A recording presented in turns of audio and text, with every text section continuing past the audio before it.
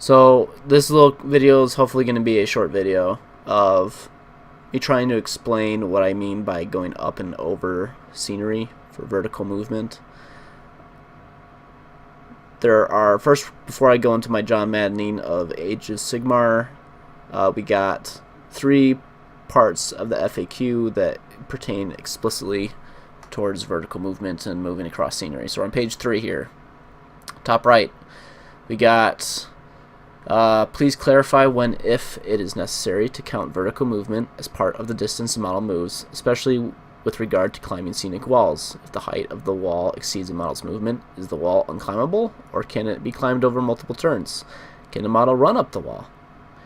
The answer: the vertical distance needed to climb up and down a wall counts as part of the distance a model is able to move. This may require a model to spend several turns climbing a wall, especially if it's high. I'm paraphrasing there, obviously. You just need to remember how far it's climbed. Models can run while climbing a wall. Note that models which can fly ignore scenery and other models as they move, and therefore the vertical distance is not included when working out how far they have moved. So we can climb up walls. You just got to measure and mark where you're going. Second question. A model cannot move through scenery, but can move across it or climb it. Are my chariots allowed to climb a wall or move down from different other pieces of Age of Sigmar pieces of terrain?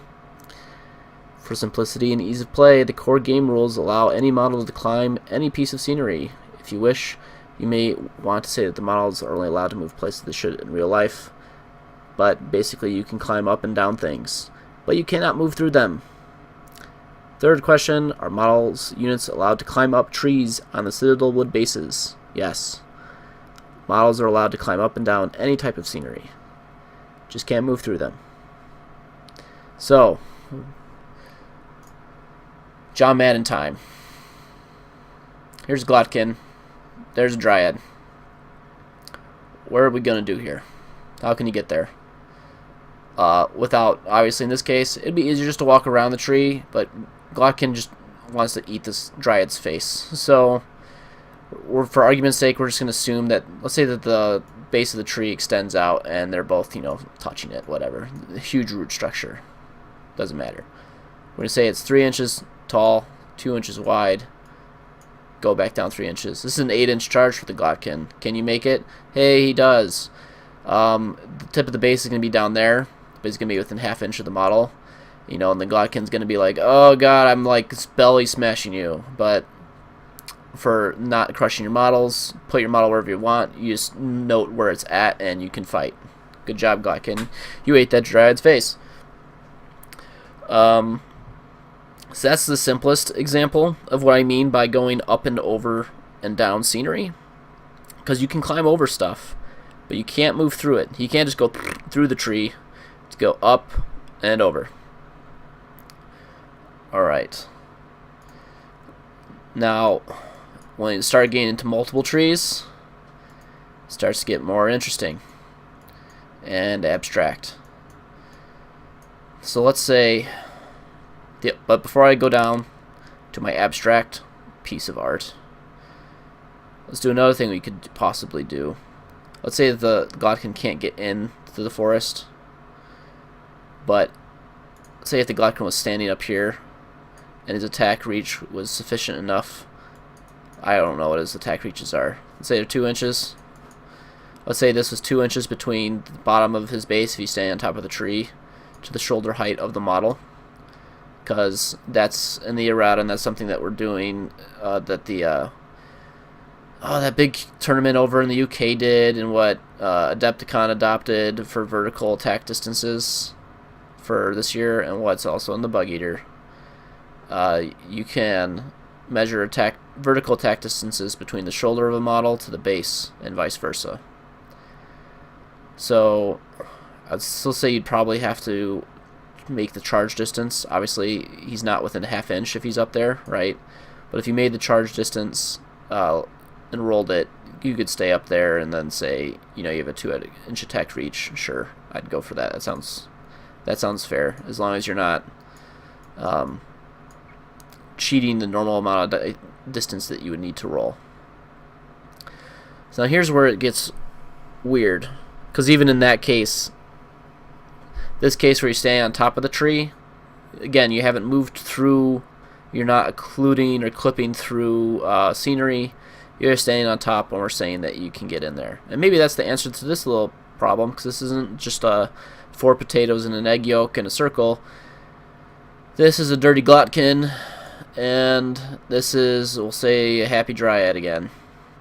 We'll say it's a happy dryad holding an objective. Oh, horrible. It needs to die. Okay. How can the glotkin get in here? And this is where it gets weird. Because this isn't even how close Sylvaneth Wildwoods are. Sylvaneth Wildwoods are, there's like big gaps, so you could fit the whole Mournfang cav through. Can't fit Glotkin. He's just got a huge ass, so he can't fit through there. But a lot of other things in the game can, like the majority. But he can't. So what can the Glotkin do to get in? Now, if he were to try to go up and over this tree, and then down to the base of the tree and fit in here, can he do that? No, because he'd be start clipping through trees. So he'd go up and over, that's 8 inches, and then as he starts to move across to try to engage, as he's standing in the middle of this objective, he's going to start clipping these trees, and you can't move through scenery, so that's a no-go. Can't do that. How else can they get in there? Well, you could try to do that thing that we talked about earlier with the going up and over the trees. So we could say, let's say Glotkin goes around this way, up and over that tree. Or we could say Glotkin's going to do Crouching Tiger, Hidden Dragon crap. He's going to climb up on top of this tree, and he's going to crap all over this Dryad from below because his attack distance, vertical attack distance works. Or you could even say you're getting the objective by climbing on top of the tree. He's doing King Kong thing. Glotkin climbs on top of the tree. He's now within 3 inches of this objective. Huzzah! Glotkin, defecates proudly and can contest the objective. So you could do that, because you can climb up stuff. Everything can climb up things. Archaon on the dragon, or on his giant chimera, because that's also on a huge base. He can climb. He could fly over and perch on a tree. He couldn't land in the middle because his base would go through trees. Can't do that.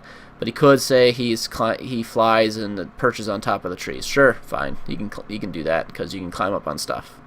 You just have to obey both of those rules at the same time. You can't go through things, but you can climb on top of them and down them. Just can't go through stuff.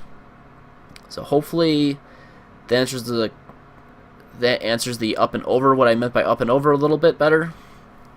And as this example right here with this crazy turd forest that's going on right here, currently the FAQ, you currently won't see this ever in the current errata that's in the Bug Eater, because the only way this could be accomplished would be either A, the forest that I made personally, because when I made them didn't have Agent Sigmar exactly in mind for them. I was just trying to make a cool dense forest, or Feculent Gnarl Maws. But at least you know that going into it, right? And those forests wouldn't be placed directly on an objective. Now, Feculent Gnarl Maws, you could certainly pop up 4 of these little dirty bastards right around that objective, if the errata that's currently in the Bug Eater goes away. Certainly could do this. So, incredibly annoying, irritating. Probably, I don't think it's game breaking because you have the now anyway, because you have the climbing up mechanic. It just gets really weird, and I think that's why that was in Adepticon, is because they didn't want to have any of that weirdness, because you have 4 right on an objective. How are the majority of the models now supposed to get into that objective? Because if they're inch away, if they're only an inch gap in there, you get a Stormcast Eternal on a 32 millimeter base, including can't get in there. Now you could have the Stormcast go up and over the tree and land in here. You could certainly do that, but you wouldn't be able to have them just walk in there. And so, yeah. So that's what I got so far. You dirty Glotkin, making problems for me. hopefully that helps. See you next week when I get there, after I take my final. Later.